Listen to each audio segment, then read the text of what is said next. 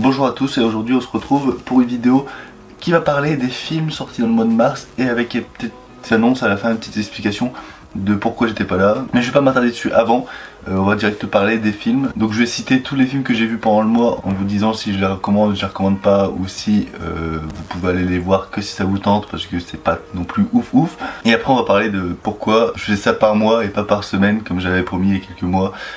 Vous allez comprendre, la chaîne n'est pas active. Voilà, ça devient habituel maintenant, hein. Mais il y a des explications qui font que je ne peux pas sortir tout le temps, que j'ai fait des choses dans la vie et YouTube a passé 5ème. Commençons avec la vie des films du mois et là on va passer dans la colonne des films que je ne recommande pas, mais alors pas du tout, parce que c'est un peu de la merde. Voilà. Donc dans les films que je recommande pas du tout, il y a Le jour de mon retour avec Colin Firth, c'est chiant, voilà, n'essayez même pas, vous allez vous endormir. La première partie est correcte, mais le reste est assez naze. Eva, avec Isabelle Huppert et Gaspard Ulliel, c'est de la grosse merde, n'essayez pas du tout. Un raccourci dans le temps, j'ai dormi. Tomb Raider, alors je peux recommander, mais en vrai c'est un mauvais film. C'est une bonne adaptation mais un mauvais film, donc du coup je vous recommande pas forcément d'aller le voir. Après si vous avez déjà vu tous les films de la semaine et que vous voulez vous faire une séance, voilà, mais payez pas 11 € pour ça. Enfin, si vous avez eu JC limité, n'hésitez pas, mais payez pas 11 balles pour Tomb Raider. Ghostland, en soi c'est pas mauvais, mais en soi ça n'a rien d'original et ça ne vaut pas le coup aussi de payer 11 balles. Donc ouais, non, je vous recommande pas forcément. Pacific Rim Uprising, alors comme on s'en doutait, c'est un peu de la merde. Donc ouais, non, ça n'a rien à voir avec ce putain de film de Guillermo del Toro. Make to My Love, Canto Uno, de Abdelatif Kechiche. Un des pires films que j'ai vu de ma vie. Sérieusement, il est en concurrence avec Craig 3. Je pense que si je le revois une fois et que je repense la même chose à la fin du visionnage, il risque d'être presque à égalité avec Craig 3 ou même le dépasser, parce que c'est vraiment un film sans âme. C'est genre, ça raconte rien, c'est vide, c'est dégueulasse. J'ai eu une discussion avec quelqu'un sur Twitter par rapport à ce film qui était contre mon avis et je vois une tripotée de gens qui sont contre mon avis et qui disent que ce film est excellent. Et moi ça me trouve le cul, parce que un film comme ça où ça raconte tellement rien, où c'est à base de bonjour, ça va, comment va ton frère, machin, c'est pendant tout le film c'est ça. Alors beaucoup disent que c'est une qualité parce que c'est vraiment des dialogues qu'on a dans la vraie vie et c'est vraiment une mise en abîme des relations humaines dans la vraie vie, mais ça n'en fait pas un film, tu restes pas 3 heures pour voir des gens qui se disent ça va, comment va ton frère et tout. Si tu veux faire ça pendant 3 heures, tu vas t'installer dans une table à un bar et t'écoutes les conversations autour. Là, c'est pas un film, ça doit avoir une intrigue, ça doit avoir un but. Là le but c'est juste de filmer des culs et filmer des gens qui se parlent, mais genre qui parlent de rien, parce qu'on s'en fout comment il va le mec. Nous on veut savoir pourquoi il est devenu barman et tout ça. Ça aurait été beaucoup plus intéressant que de demander est-ce que ça va, comment va ton frère, machin. Ça on s'en fout. Donc ouais, non, Make to My Love, n'essayez même pas, attendez peut-être en téléchargement si vous voulez le voir, mais n'essayez pas au cinéma parce que vous risquez fortement de vous faire chier. Mais fortement. Et ensuite, dernier de la liste, Les Dents Pipi et Oli que j'ai vu récemment avec Arnaud Ducré. En soi, c'est pas mauvais, il y a des bonnes idées, il y a un beau plan séquence au début, mais en soi, c'est une comédie classique qui a de l'ambition en matière de mise en scène, mais au niveau scénario, c'est classique. Tu vois la fin arriver dès le départ. Enfin, voilà, ça ne mérite pas 11 balles, ça mérite d'être téléchargé, d'être peut-être apprécié au visionnage, mais ça ne mérite pas non plus 11 balles. Alors maintenant la colonne, moi, si vous voulez aller le voir, allez-y. Il y a The Disaster Artist, parce que pour moi, il n'y a rien de transcendant. C'est classique as fuck, c'est vraiment fade, et c'est... je sais pas, le ton du film ne me correspond pas. Après c'est très subjectif, c'est pour ça qu'il est sur cette colonne, mais The Disaster Artist, ça m'a pas non plus touché. Déjà que le film The Room, je m'en carre un peu le fion, enfin je l'ai regardé, j'ai bien rigolé, mais c'est pas non plus devenu un classique culte pour moi, enfin je m'en fous du film. Alors The Disaster Artist, je m'en branle encore plus parce que pour moi ça n'a aucun intérêt à part enfoncer Tommy Wiseau et enjoliver un peu, essayer de donner un peu de romance à ce film qui s'en est pris plein la gueule. Je ne vois pas à quoi il sert le film. Enfin, pour moi c'est juste classique, lambda, moyen. Enfin, en soi c'est pas mal foutu, c'est juste que bon, je m'en fous quoi.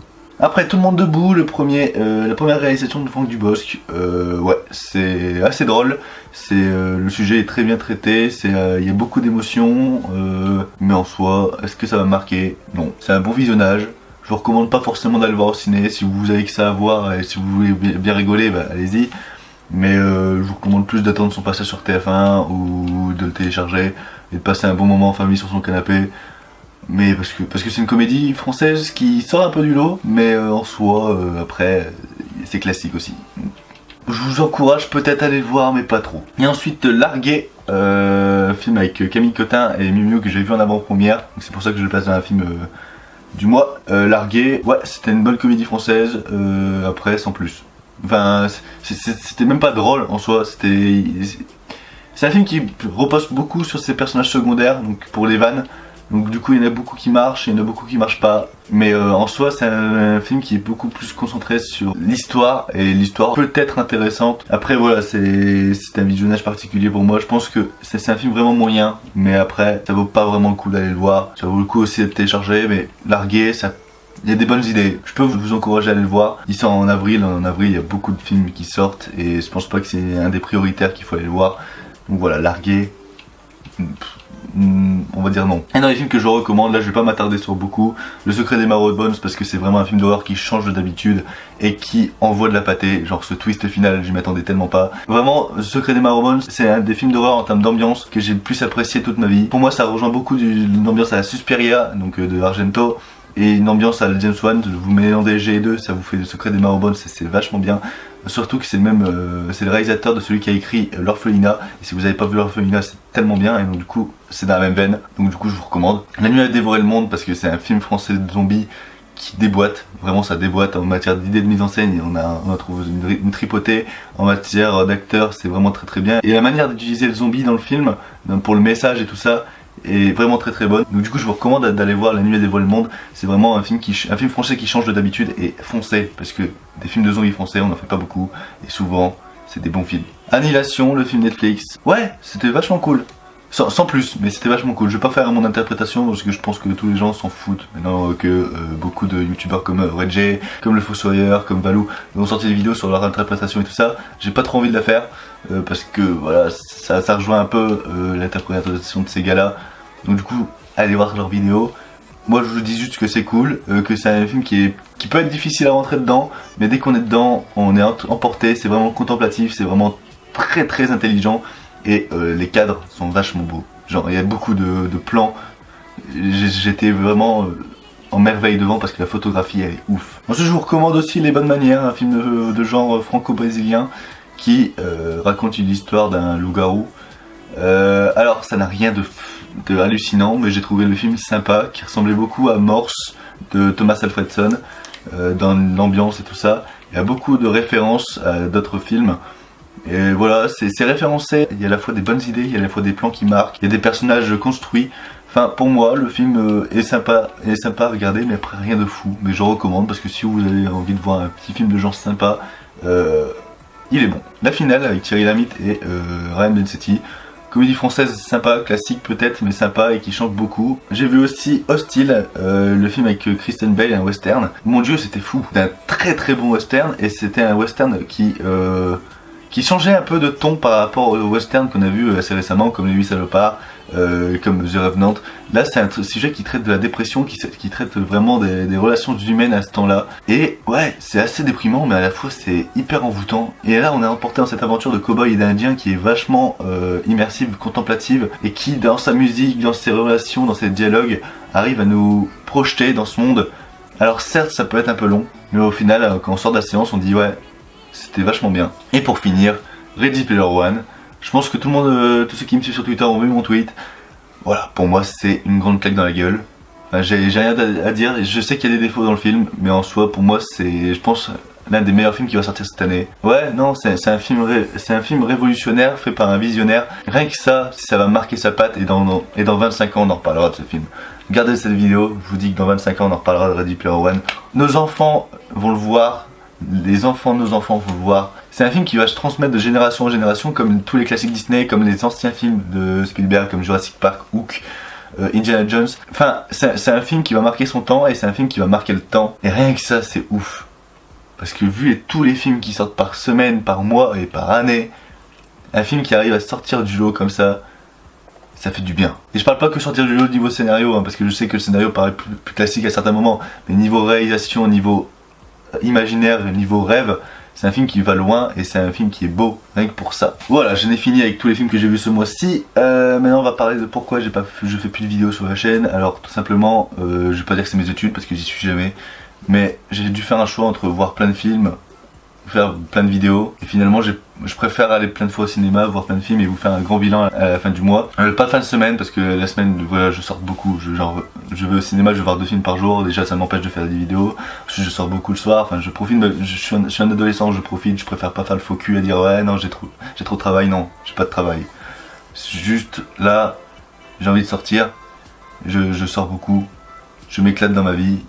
Et ça m'éclate aussi de faire des vidéos de temps en temps. Le truc c'est que des vidéos facecam maintenant, ça me fait un peu chier au montage. Et je dois avouer, il y a des montages qui traînent et il y a des montages qui se font jamais. Et je sais même pas si cette vidéo va sortir parce que le montage va peut-être me faire chier et je vais dire au revoir. Moi maintenant ce que je veux faire c'est vraiment des courts-métrages. Le problème avec des courts-métrages c'est que faut écrire le scénario, faut du budget, faut des décorations. Voilà, j'ai sorti un teaser si vous l'avez pas vu de Vogue. Alors le teaser s'appelle Vogue, le court-métrage s'appellera pas Vogue, mais j'ai sorti un teaser il y a pas longtemps, Vogue, allez le voir, ça promet un court-métrage qui sortira cette année, c'est sûr qu'il sortira cette année. Le tournage est prévu en mai environ. Si c'est pas mai, ça sera juin, mais le tournage est prévu dans cette période-là. C'est un court-métrage que j'ai tourné à 180 km de chez moi, en Belgique. C'est un court-métrage qui va me tenir à cœur parce que c'est un court-métrage qui, ce sera un défi en gros. C'est un défi que je me lance, c'est tourner ce court-métrage en 2 jours. Sachant que le scénario prévoit un court-métrage de 20 minutes.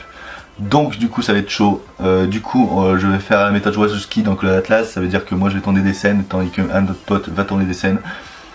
C'est une grosse équipe. Les acteurs principaux sont en train d'être choisis en ce moment.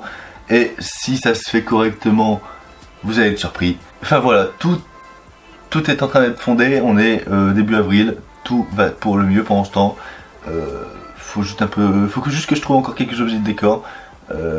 Mais en soi, le film devrait se faire et sortir pour juillet-août environ.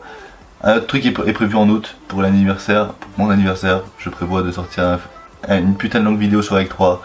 Elle est presque finie en cours d'écriture. Presque finie. J'ai démarré le montage pour le début, mais j'étais en train d'écrire la fin. Enfin, moi je fais tout dans le désordre. Mais ouais, bonne grosse vidéo fat qui risque de durer 1 heure. Enfin voilà, j'espère que vous me comprendrez, j'espère que ça vous déçoit pas trop, restez abonnés, restez tuned. Enfin voilà, des critiques de films, je risque d'en refaire, moins fréquemment qu'avant, pas genre 1 fois par semaine, mais dès qu'il y a un film qui me chauffe et que j'ai envie de vous parler, je risque de le faire. Dans une ambiance un peu différente, comme j'ai fait pour la finale, dans des systèmes de mise en scène un peu différents, pas comme genre face à la caméra parce que ça me fait chier. Peut-être en compagnie de mes potes, je sais pas, à voir. Mais en soi ça peut être sympa. Donc on verra, j'essaie de changer un peu l'ambiance de la chaîne. Pas éviter de faire des plans fixes, ça me fait chier. C'était Louane, restez tunés. Ciao tout le monde, allez voir des films.